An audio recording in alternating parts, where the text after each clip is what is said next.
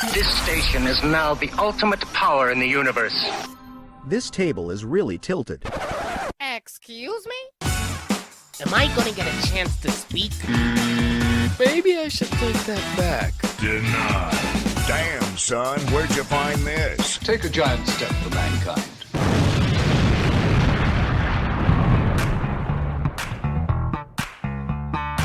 Welcome to the Tilted Table with your hosts, Sean and Joe.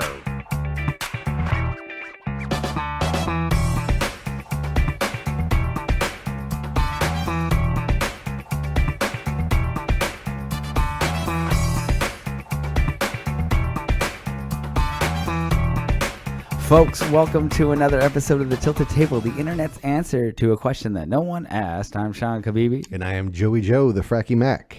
And happy Thursday. It's always a good time, man. And right off the bat, I want to give a shout out to one of our many intergalactic fans, the Francis C. Francis, thank you for listening. Oh, Francis. We appreciate you. I appreciate it too. Yeah, man. He's given us some really good feedback. And he travels back and forth between the Valley and Los Angeles. And it's funny because he actually was like, hey, so anyway, I liked what you guys were talking about on episode 71. Like, oh, okay. Wow. Dude, I do this and I don't even know what the episode numbers are. I know shit. I've gotten a lot of positive feedback too recently. It seems like things are kind of picking up in a weird way. We are getting a few more downloads too. Oh, that's cool. Yeah, so I don't know. Maybe we're finally catching some fire after 70 some odd episodes. Well, it is the podcast about absolutely nothing. It is the podcast about absolutely nothing. The Seinfeld of podcasts. Yeah, no, I'm just happy that the only advice I have yet to receive is stop. That's good. That's a good sign. I'll take that. What do they say? No news is good news. Yeah, one foot in front of the other, man. Yeah, for sure. Doing our thing. Well, one of the things we were talking about before we hopped on the microphone is like you going to the gym, and I know we've done this on a different podcast, but the struggles with all of the teenagers roaming around the equipment and parking their butt on a machine for 20 minutes and playing on their phone. Yeah, that's a problem. So I've done something completely different. I'm very excited about this. I only started, a week ago. So as you know, I finished my 3,000 miles in 2 years in my vest. Yep. That's very exciting. ASICS, I love you. As one of your biggest customers in the last 2 years, I got to take a pause. My hips hurt, my knees hurt, my feet have been pulsing like a laser in a nightclub. So I'm still going to walk and run, but I'm not trying to knock out that kind of mileage every day.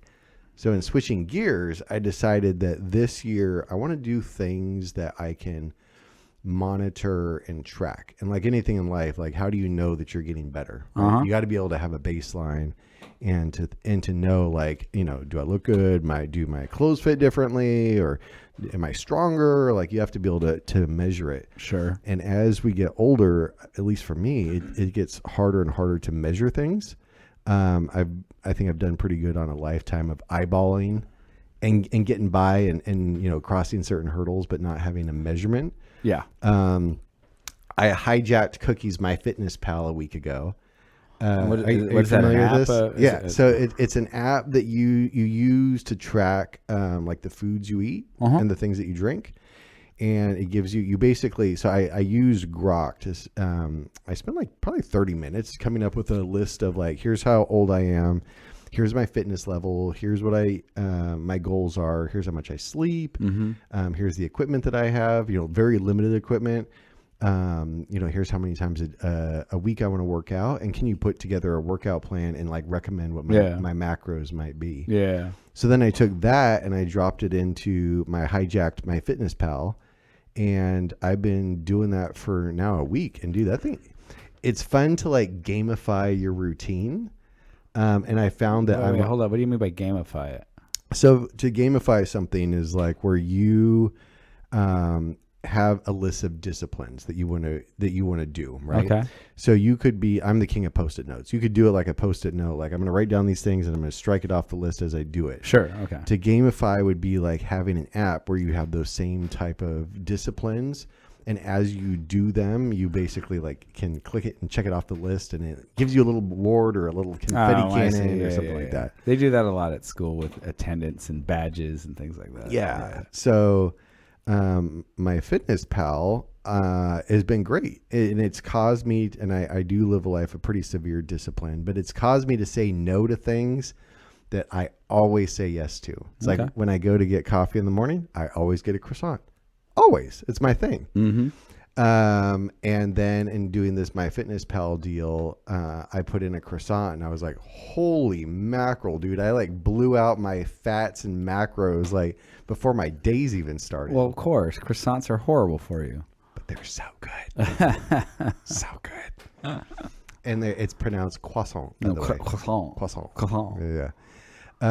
So then We're in America. It's a croissant. Yeah. Hard tea.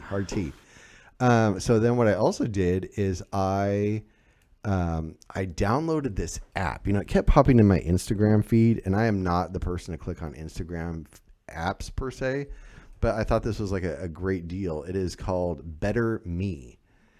So Better Me, and I saw my Instagram, I'm like, oh, why does this keep popping up? So I click on it, and I'm like, oh, there's like 3.1 million people that follow this account. That seems legit. Seems legit to me, right? So I click on it, and I have no interest in going back to the gym. Kind of like what you were hitting on earlier. Like, I don't want to, I'm getting old, man. My patience wears really thin on certain things. Yeah. And I don't need to fight a 14-year-old for a piece of equipment. I think I deserve this in my part of my life. So this Better Me thing is like, it basically gives you, you fill out all of this information. It's an app on your phone. Mm-hmm. It's a very cheap subscription. And then it does like a workout of the day in just your living room. And it's awesome, dude. I've actually pouring sweat in my living room, and I'm not going to say I'm in great shape, but I'm in decent shape. Right. So I thought that was awesome.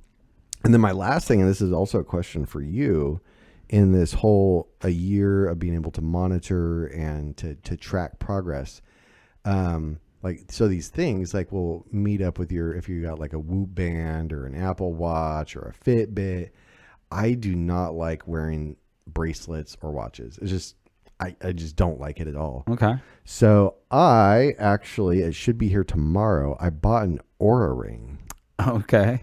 And I am very excited about this. Is it just basically the same thing that the Apple Watch would do, just in a ring form? Uh-huh. And it looks like I have a friend, shout out Trish, that has one. And she was showing me all of the data it collects and everything else. And it was like Apple Watch, and I'm a huge Apple fan, but Apple Watch data like on crazy amount of steroids. I'm I don't even know what I would do with this depth of information. Oh, okay. But I'm here for it, man. I want to be able to measure things and to be able to put in an amount of work and then have a very linear direction on where I'm going to end up. Mm-hmm. So, I mean, how do you feel about that? Do you wear an Apple Watch? Do you want an Aura ring? Or do you want the Aura necklace? Is there a necklace? It's like a choker. Is it really? No. Oh, this is, yeah. We go, what the fuck is that? No, I don't do any of that shit. You're way too type A for me, man. I'm more way type B. I don't monitor any of that shit. First of all, I don't have an Apple Watch. I wouldn't want one. I have Movado watches, and I have like 2 Raider watches. I've considered buying a Rolex. Well, not a real one, but one of those nice clones, so I can fake my way through life, right? But I don't monitor. I don't like anything like that. Even like on my iPhone, I activated the fitness app, mm-hmm. and I did it when I was in Las Vegas because you walk everywhere, and right. I wanted to see like how much I'm actually walking when I'm in Vegas, and it's just miles and miles of walking. But it's now activated, and I get the messages every morning saying like, "Congratulations, you're on your pace or whatever." I don't know what it's set to, but I never make the goal. Even when I walk 2 miles a day, I still don't make the goal of whatever that fitness app is, and I find it annoying. Like, I don't care. Go away. Mm-hmm. So, I mean, it's just not my thing. Monitoring progress for me basically centers around just eyeballing things. I mean, I go to the gym regularly. I notice, like you said, with clothes, if I'm, gaining weight or eating too much of something, I can tell when my body changes. Right. And that's pretty much what I rely on. I don't care whether, I met some kind of marker, you did this many reps of something or you walked this distance. That doesn't do anything for me. I don't care.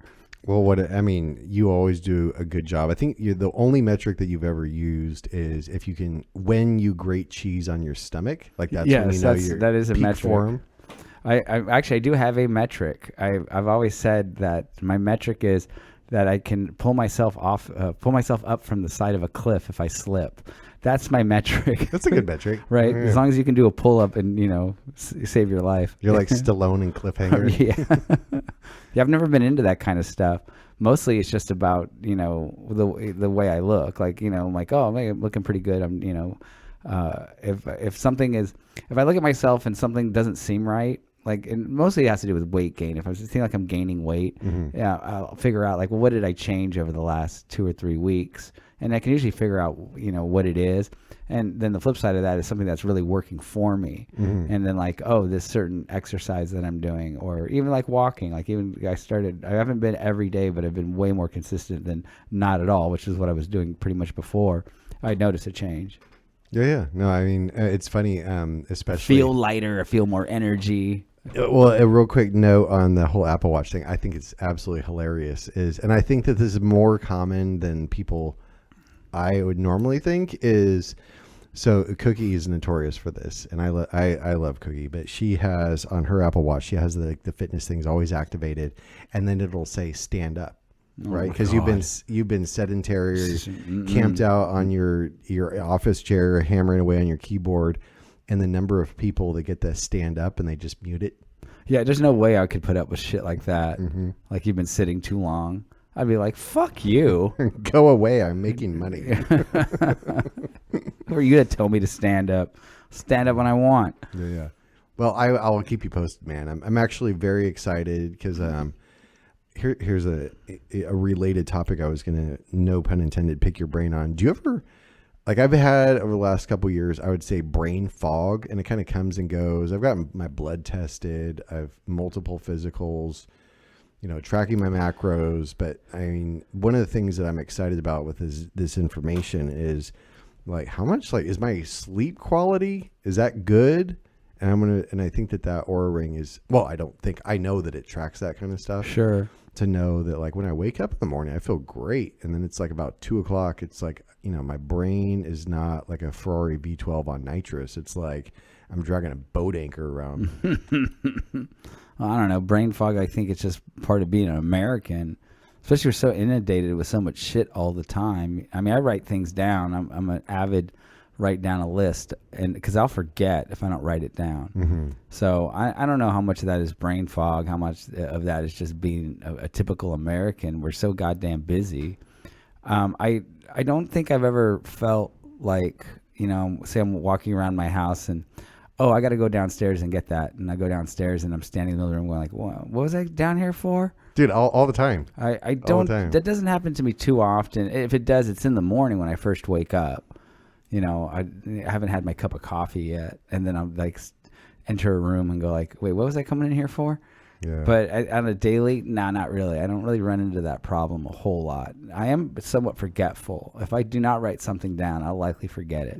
And sometimes it could be something fairly major, like this stuff that you shouldn't forget. Well, yeah. Okay. So on that note is you and I think our minds, we're both creative people, and we have a zillion things going on in our minds. And when it's a zillion things, it's typically also a lot of big things at the same time. So I don't sweat forgetting certain things, but yes, I am the king of Post-it notes. But one of the other reasons that I'm really excited to like track this stuff is to your comment about like going downstairs or walking in a different room and be like, what the heck am I doing in here? Alzheimer's dementia runs in my family. Oh, okay. So, and it's like one of those things that like, is this happening more now? Or is this just like I'm overwhelmed in minutia and I got 1,000 people I'm talking to every day? Oh yeah, right. There's probably more of that. I think that I've seen these tests online where it's like, oh, take this test and it'll tell you whether or not you're in the early stages of dementia or whatever. And the test is, I don't like looking at those tests because I think it's like the equivalent of like you have a symptom and you look it up on Google WebMD. and all of a sudden you basically are stage 18, cancer, and you're going to Death is imminent in 7 minutes. Right. Yeah. So I don't like those tests because it's like, I don't, first of all, what is it? Like, is it who sanctioned this? Who's backing this? Is this any kind of real thing? Mm-hmm. But I did click on one, and I guess my curiosity got the best of me, and it was the dumbest thing. Again, I don't know how legit it is. I don't think it's legit, but the questions were things like, what day is it? What's the date?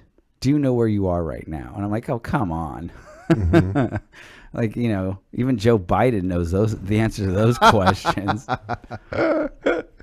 No shade to Joe. Oh, all the shade. Shade to Joe. Okay. All the shade. But yeah, so I don't.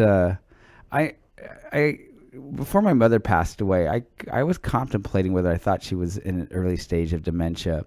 But the more I thought about it, she was 82 years old. And I think that, forgetfulness is just part of getting older. Yeah. And my mother always was kind of, I don't know how to describe it. Not that she was forgetful, but I think that her brain moved faster than her mouth. So I think she always wanted to say something, and then, there's too much collected in her brain before she could say it.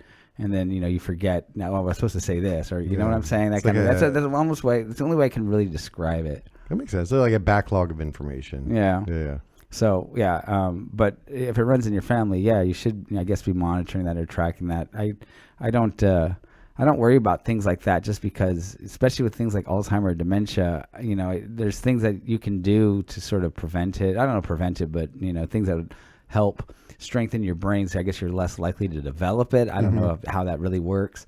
And most of those things I do, which is use your fucking brain. Yes. I'm actively always reading, writing, actively engaged in my job. Walking. Even doing this podcast is part of that process. Mm-hmm. Yeah, you're actively using your brain, and you see Americans, especially as they get older. I think that you see more and more people sitting and looking at things, so they're only engaged in things passively. Yes, they just sit there and watch something. Hence why they call it the feed. Yeah, and so I think that's I think that's part of the problem more than anything else. I mean, most of the people I see that are in mental decline don't really do much with their brain. Mm-hmm. So I think that's probably something to consider, that if you're actively using your brain, I think that you're probably less likely to develop these problems. But if they are truly hereditary and, you do get Alzheimer's, I'm not really sure there's much you really can do. Right. So I don't think about it too much. No, I don't think about it a lot. I have those moments, though, when you walk into the room and you're like, oh my gosh, I was super convinced and I need to do something in a rush. And what was it? Then I'll walk back to where I had the thought. I'm like, oh yeah, okay, now I got to do that.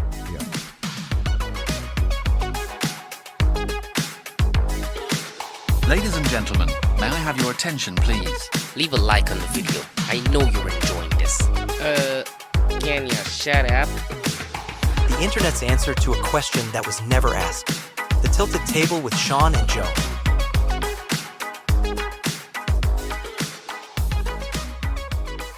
Well, it's like that whole thing about getting old about a week ago. It was like, okay, I passed my walk-run goal, and I decided, okay, I'm going to do this new plan that I put together, and I got a little self-mindfulness. Like, all right, man, I haven't picked up a weight in 8 months. I probably shouldn't pick up something crazy or do anything wild, right?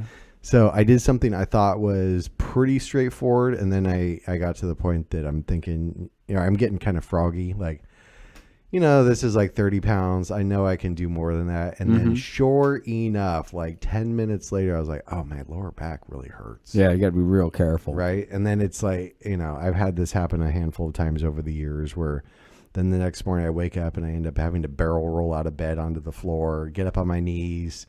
I feel like I'm 90 years old.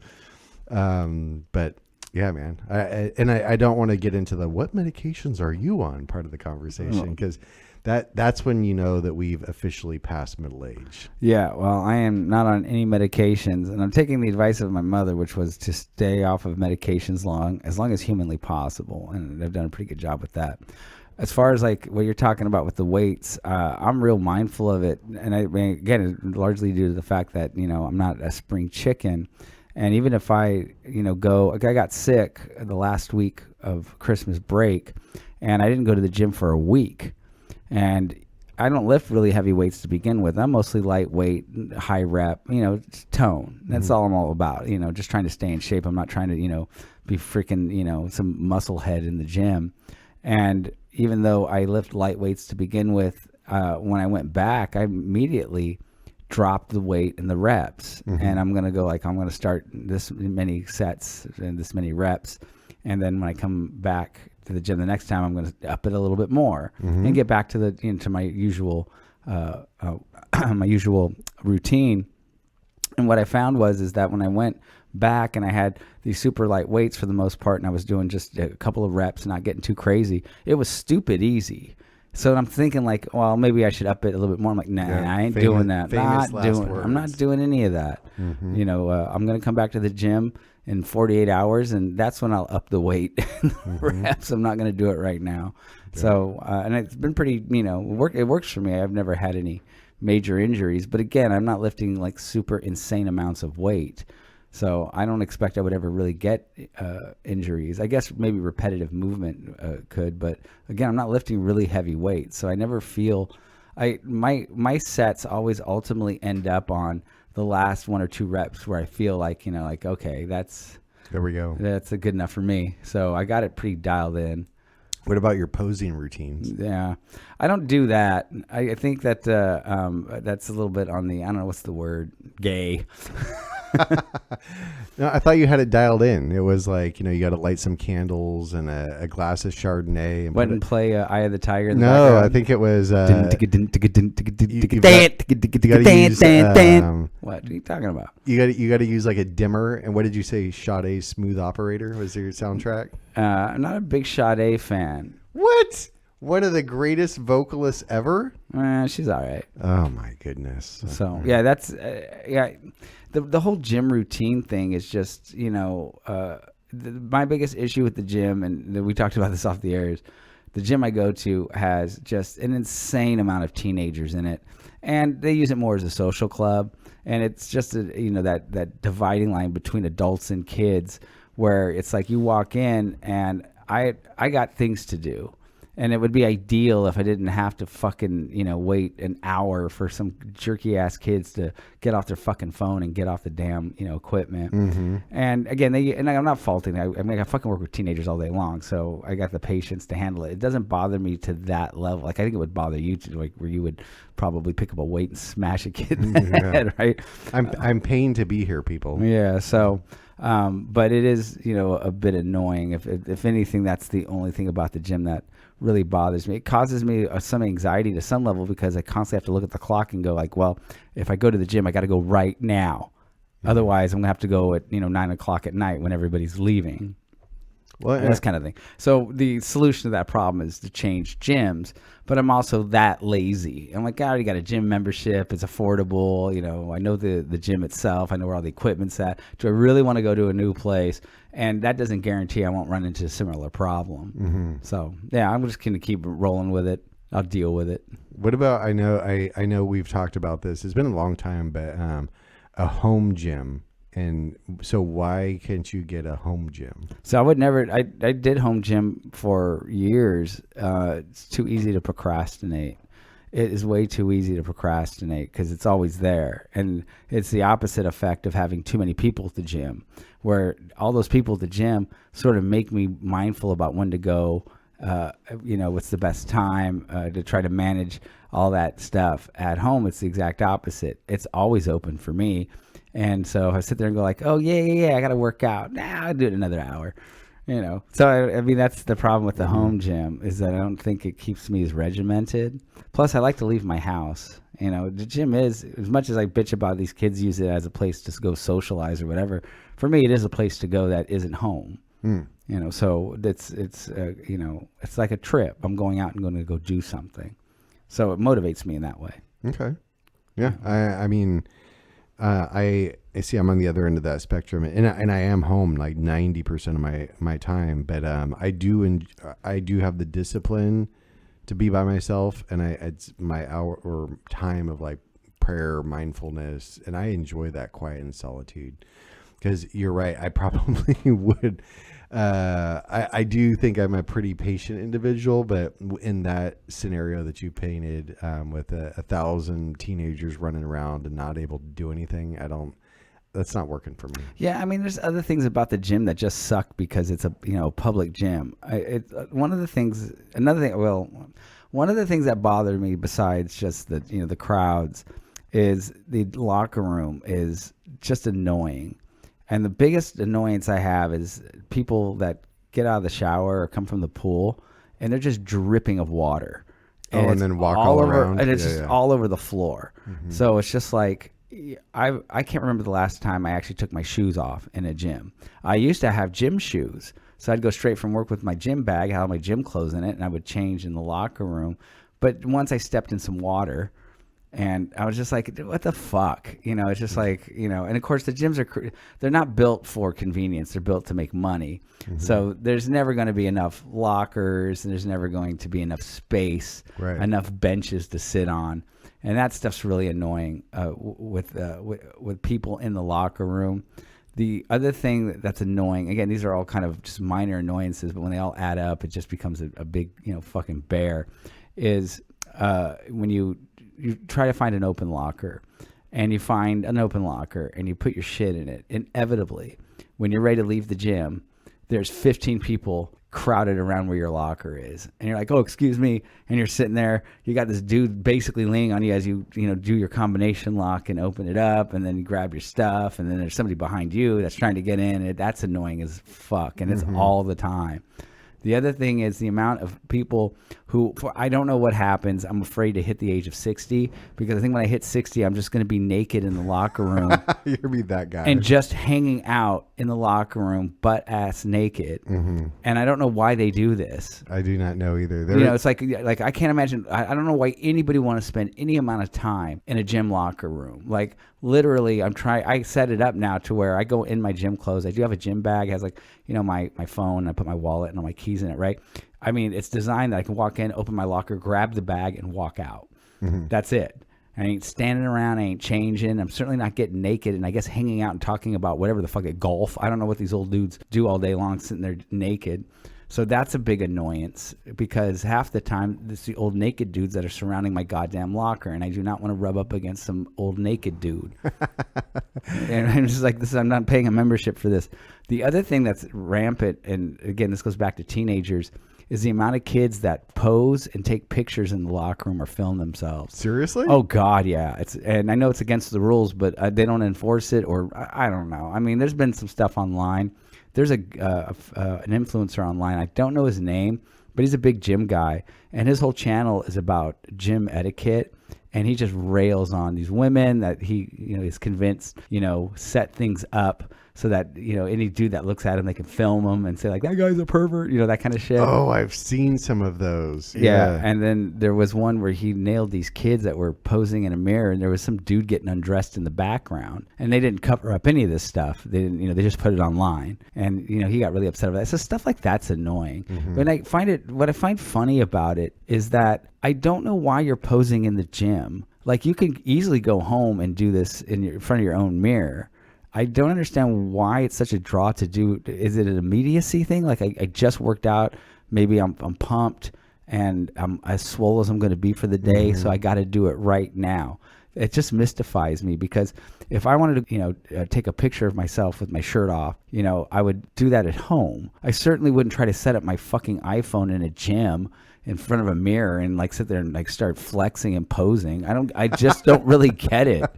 I just don't understand it. Now, the people I do see this are teenagers, but there's dudes in their 20s that are doing this too. And it's like, fucking, how old are you, dude? Like, go home. Yeah. Why do you walk around with a tripod to go to the gym? Yeah, I know some of these people are influencers and it's kind of their shtick. But the majority of people I'm seeing doing this, I don't think they're influencers. These are just people taking pictures, and I'm sure they're posting it to social media and like, go get your gains or whatever stupid caption they, put on their photos. I just don't know why they have to do it at the gym. And it's not quick. Like, I'll go into the locker room and it's like, I go in and they're doing it and they're posing and taking pictures. And then I go to a locker, which takes me a second to get, because I got to find an open one and fight a little bit of a crowd, get the locker, put my stuff in the locker. Usually I have like a sweater on. I'll take that off, put that in the locker, and then, get my towel, lock my shit up. And I'm walking back out to the gym and they're still there flexing and filming themselves or pictures. What the fuck are you doing? Mm-hmm. So these collectively become a major annoyance to me. And I could switch gyms, but I think one of my bigger fears is I'll just get to a new gym and I'm just going to experience the same bullshit. A different shade of gray. Yeah. Mm-hmm. So, yeah. That's, again, it's the price I guess you pay to, you go to I don't know. I know there's private gyms. I'm sure like golf courses is basically equivalent of a public golf course. It's not that good. It's not that nice. Mm-hmm. And anybody can get in. And when you can let anybody in, everybody comes in. And you get everything that comes with it. Yeah. Yeah. It's funny is, you just hit on something that even when I was going to the gym, I would I would never use a locker. And I would, if I needed to use the restroom, I was in and out of there washing my hands in like less than a minute. Cause I'm like, it was always the same story. It was, this is before it was the social media craze and people taking pictures of themselves. But you would have all those guys like randomly standing around talking about smoking their meats and barbecuing on the weekend and how they pounded a cube of Bud Light. And you're just like, it's such an awkward thing. I didn't want any part of that. The other thing that annoys me about my gym, I can't quite figure it out because I go to bars with some regularity. I'm out on the scene. And at a bar, people are drinking beer and liquor. And there's usually, 2 bathrooms. And, of course, there's going to be a line because when you're drinking, there's, people that have to take a piss. A lot, probably, because they're drinking, right? Now, I've gone to bars that have been packed, and you'll go to the bathroom, and let's say there's 2 people in front of you. And I'm talking about there's 2 bathrooms. And most of the time now it's, they're not gender specific, right? So it's just, bathrooms available. And even at the most crowded times, I think I've had maybe 3 people in front of me. But for some reason at the gym, I'll go on a Sunday and there's literally nobody there. And they have 2 bathrooms. Same thing. They're both all gender, so it's just 2 bathrooms. And I don't care. I have to go to the restroom. And usually I'm the kind of guy that goes to the restroom when you don't really have to go. Because the worst thing is when you really have to go and you can't get in the bathroom. Mm-hmm. So I don't really have to go, but I kind of have to go. Let's just go do it now. I'll walk both bathrooms locked. The people in there. So I'll go do a set, go back, still locked. Maybe new people. I don't know. Go back, go back, locked. Those bathrooms, and it doesn't matter whether it's crowded or empty, they never seem open, and I don't get it. What are they like doing blow back there or something? I thought about this, and I'm thinking like it's got to be people who are doing gear or some shit. They got to be shooting drugs or steroids or whatever or something, because there's no reason these bathrooms should have people in them constantly. Especially when I look around the gym on a Sunday afternoon, there's hardly anybody here. Who the fuck is in the bathroom? And what are you doing in there?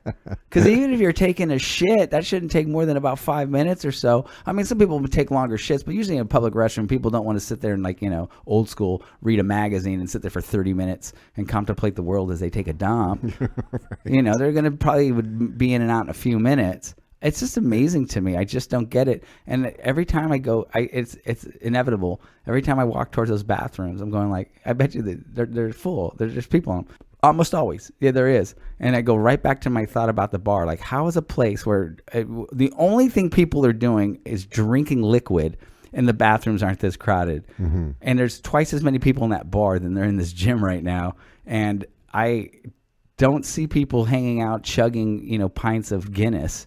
So who the fuck is in the bathroom? What are you doing in there? Well, that is our random thought for the day. And the answer may never be known.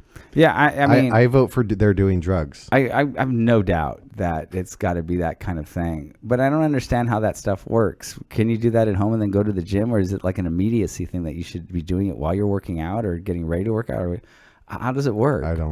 I have no knowledge of this topic. I would say the people that I know that are on gear, like they just do that at home and then they go to the gym. Yeah, I don't as much as I know about drugs and as much drugs as I've done, I've never been anywhere in the vicinity of any kind of, I guess, PEDs or steroids or I don't know what the fuck they even call it. I've never. Ooh, I do know what they call it, because one time it was one of the most awkward brief conversations that I had. I went to see a nutritionist. Let's see, this is 2018. And I was very excited because I had actually gone to a couple like bodybuilding shows. Like growing up, I used to read like Flex magazine and follow Ronnie Coleman and all those guys. And as I'm having this one-on-one appointment with like the guru of bodybuilding, and he's like, "So Joe, like what are your goals?" And I told him, this is what I'm looking to do. And he said, "Here's the thing. Are you looking to become an enhanced athlete?" And I looked at him, and he looked at me, and I looked at him, and he looked at me, and it was this very long, awkward pause. And then I'm like, "What?" And he said, "Well, like," and then he gave the motion of like a syringe. Like, oh, no. Why do you do that here? He's like, "Of course." I'm like, "Oh, no, I'm trying to do this natural, man." Well, I mean, there's legal variations of this stuff. It's not all illegal, is it? Again, I know there's like a natural testosterone boosters that you can use, like DIM, and DHEA stacks. But I mean, that's where my knowledge kind of leaves off. Yeah, so I'm old school. I just remember growing up in the 80s, it was just steroids. Yeah, exactly. And it shrunk your dick, and it made you lose your hair.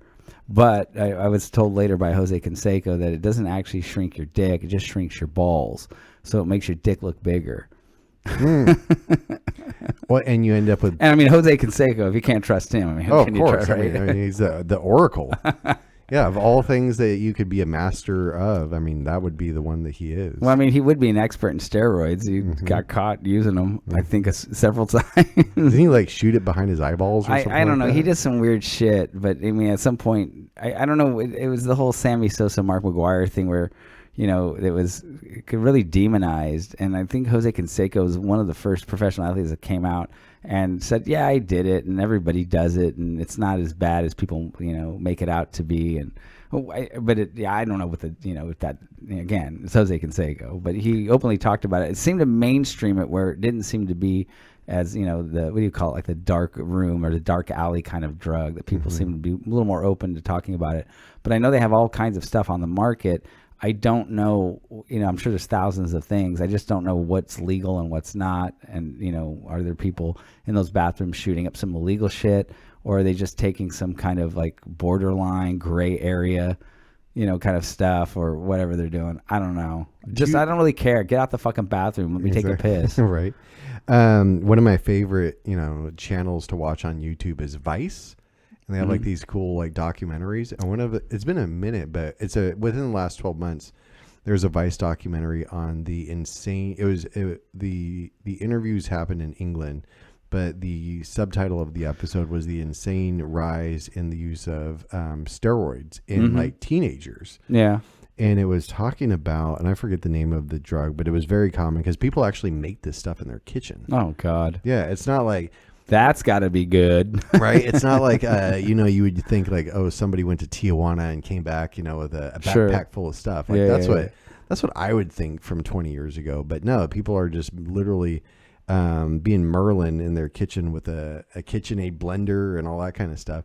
But one of the byproducts that this documentary is covering is you have like even men have like breast glands. Yeah, it's supposed to grow breasts or something. Yeah, and they're showing like how common the surgery is to remove this gland once it gets to a certain size. I'm like, I felt like I was watching an episode of Jerry Springer. I'm like, if you know this is gonna happen, why do you keep doing it? And then it's like and also like watching a car crash, right? I couldn't turn the channel because I wanted to see what happened. I'm assuming it has to do. I'm sure it's like any other drug that if you just did a specific drug on the weekends, you're a weekend warrior. That you're gaming that like I'll get the benefits of it, but I won't get the consequences of it.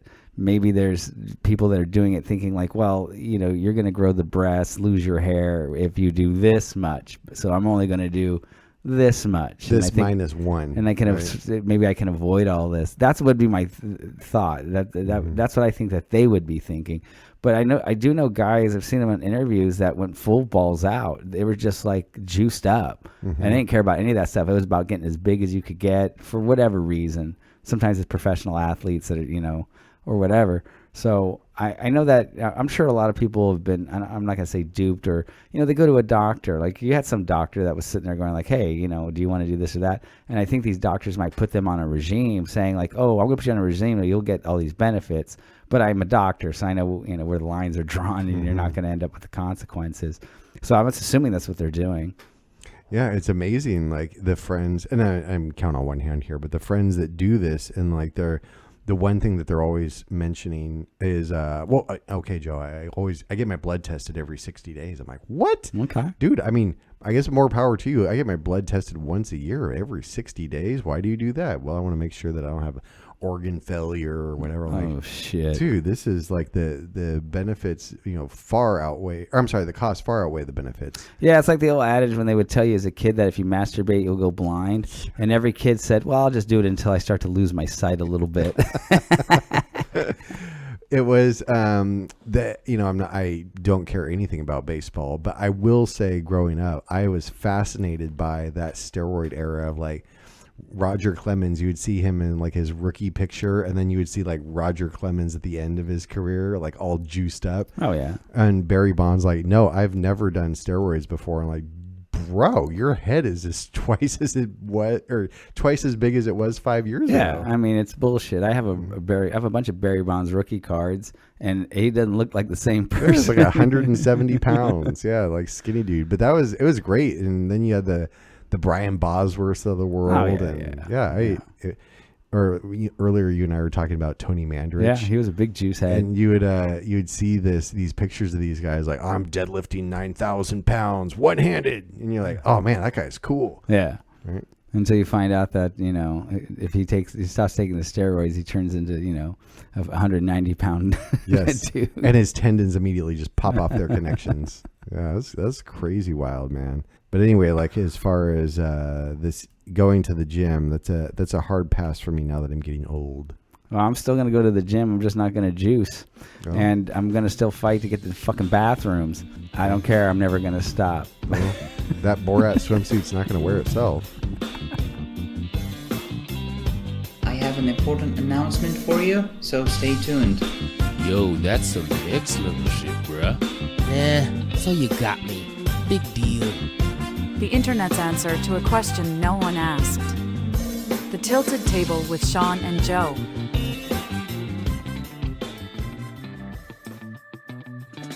Folks, thank you for tuning in to another episode of The Tilted Table, the internet's answer to a question that no one asked. I'm Sean Kabibi. And I am Joey Joe, the Fracky Mac. And I am actually going to go hit the gym and fight teenagers over equipment. And that's not a joke. That's real. That's what I'm doing after the podcast. I'm telling you, man. And I'm going to say that Tangelo is better than a highlighter green Borat swimsuit.